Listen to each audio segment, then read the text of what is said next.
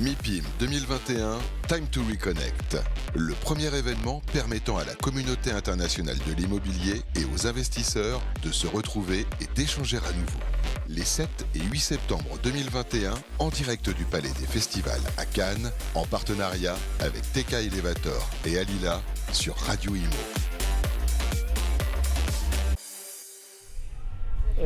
Quels sont les grands défis pour la construction de logements à venir ? Les grands défis pour la construction de logements, d'abord, tout court, c'est de construire. C'est-à-dire en France, on a un retard de construction qui était fort pendant la crise Covid, qui se résorbe doucement.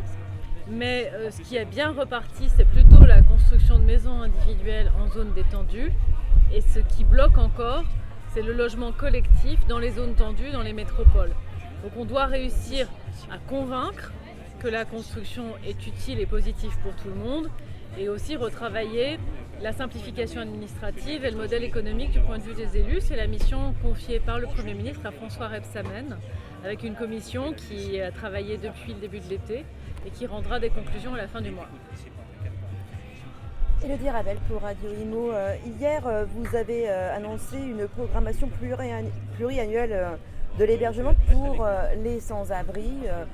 Est-ce que vous pouvez nous en dire un peu plus sur comment ça va se passer, quelles mesures vous allez prendre, quels changements on peut attendre ? En fait, le paradoxe, c'est qu'on gère en urgence les situations d'urgence. Or, si du point de vue des personnes, l'urgence, elle est personnelle, du point de vue du système, on peut anticiper.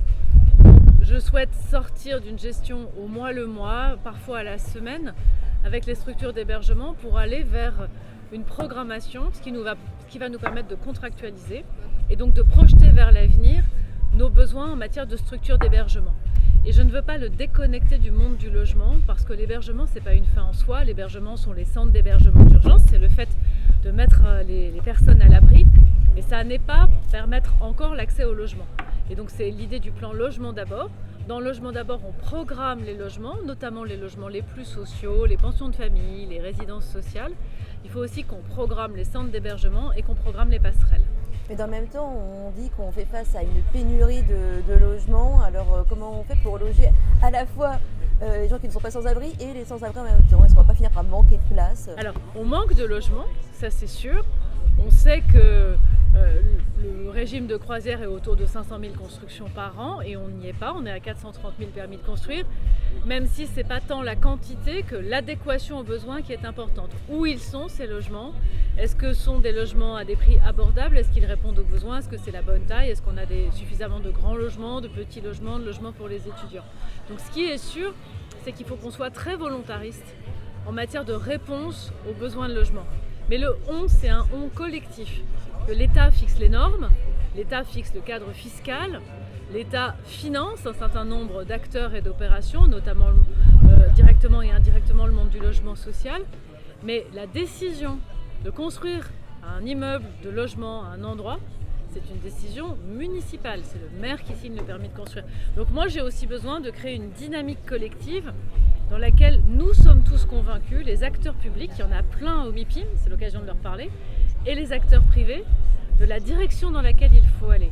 Et c'est pour ça que c'est une politique très partenariale et qui prend un peu de temps. C'est ce que j'allais dire, quelle est la stratégie locale pour plus de logements sur le terrain ? Il y a l'État et il y a le reste de la France. Comment vous allez pouvoir travailler main dans la main ? En tout cas, de mon point de vue, c'est une main tendue aux élus locaux pour qu'on additionne les outils de l'État et les outils des élus locaux et qu'ensemble, on réponde aux besoins du logement. Après, on a des mécanismes plus contraignants. Je pense à la loi SRU, qui est la loi qui impose la construction de logements sociaux. Cette loi est utile. Elle a permis 900 000 logements sociaux depuis son vote en 2000. Elle va être prolongée, elle va être rendue permanente. Ça a été voté au Sénat, ça sera voté bientôt à l'Assemblée nationale et on en a besoin. Question ? Oui, Florian Sonnen de l'AFP. Par rapport à la construction durable aussi de logements, donc il y a eu un effort qui a été fait donc, avec la RE 2020, mais dans la durée de vie des logements, dans le cycle de vie des logements, il y a une grande partie de la pollution qui a aussi lieu au moment de la construction sur les matériaux et sur toutes les techniques.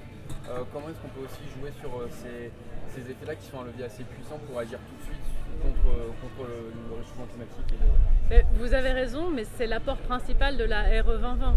La RE 2020, elle est en continuité par rapport à la réglementation précédente qui s'appelait la RT 2012 sur la consommation en régime de croisière. Un logement, une fois qu'il est livré, il consomme de l'énergie pour le chauffage.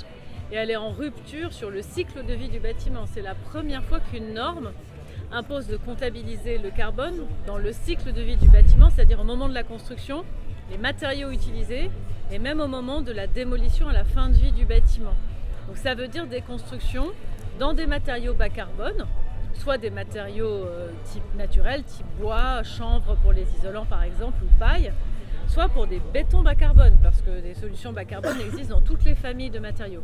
Et ça, c'est vraiment nouveau, ça rentre en vigueur au 1er janvier 2022, et ça rentre en vigueur progressivement, avec des jalons, un en 2022 et un en 2025, pour permettre aux filières d'être prêtes. MIPIM 2021, Time to Reconnect, le premier événement permettant à la communauté internationale de l'immobilier et aux investisseurs de se retrouver et d'échanger à nouveau. Les 7 et 8 septembre 2021, en direct du Palais des Festivals à Cannes, en partenariat avec TK Elevator et Alila sur Radio Imo.